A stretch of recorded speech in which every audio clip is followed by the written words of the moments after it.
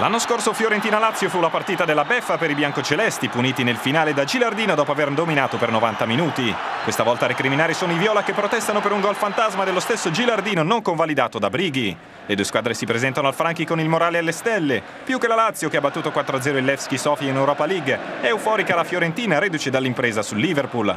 Prandelli prova a riportare sulla terra i suoi e davanti punta ancora sul tandem Mutu-Jovetic, con Gilardino non al meglio dopo la febbre che parte dalla panchina. Ballardini, che in campionato non vince dalla seconda giornata, preferisce Foggia ad Abo e davanti senza Cruz si affida a Sarate e Rocchi. La partita è bellissima fin da subito. Dopo 2 minuti Foggia viene servito in contropiede ma calcia debolmente addosso a Frey.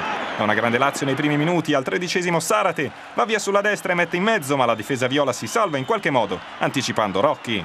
Dopo 20 minuti vengono fuori anche i padroni di casa. Si fa vedere Montolivo che anticipa Matusalem e calcia al volo di destro, senza però trovare la porta. La squadra di Prandelli gioca bene. Mutu sembra in crescita e sulle fasce volano Vargas e Marchionni. Jovetic prova a fare ancora il fenomeno dopo la gran serata di Coppa. Salta secco Cribari in dribbling, ma il suo destro non impensierisce Muslera.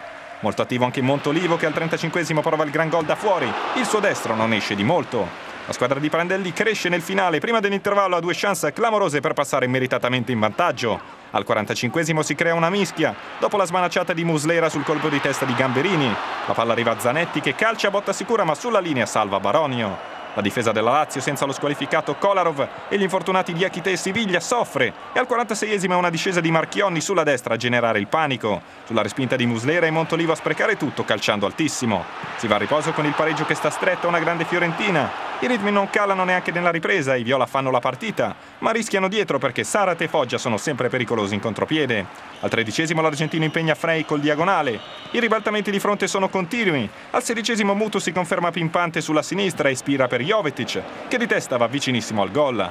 Ballardini toglie Rocchi per Dabò al 20° e rinforza il centrocampo. Prandelli risponde giocandosi la carta Gilardino per Mutu. La chance migliore per la Lazio arriva al 23°. Sarate va via sulla sinistra e mette in mezzo. I rimpalli favoriscono Foggia, che ha tempo e spazio per tirare ma rovina tutto sparando altissimo.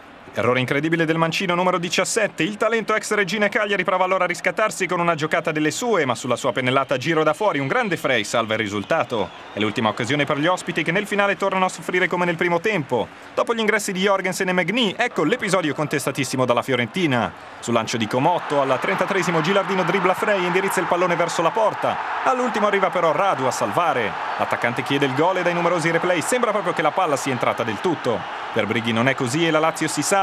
Prandelli e i suoi sono furiosi, i viola provano allora a vincere comunque la partita e schiacciano la Lazio, ma nessuno, nemmeno l'ottimo Vargas al 42°, ha la mira giusta e al Franchi finisce 0-0.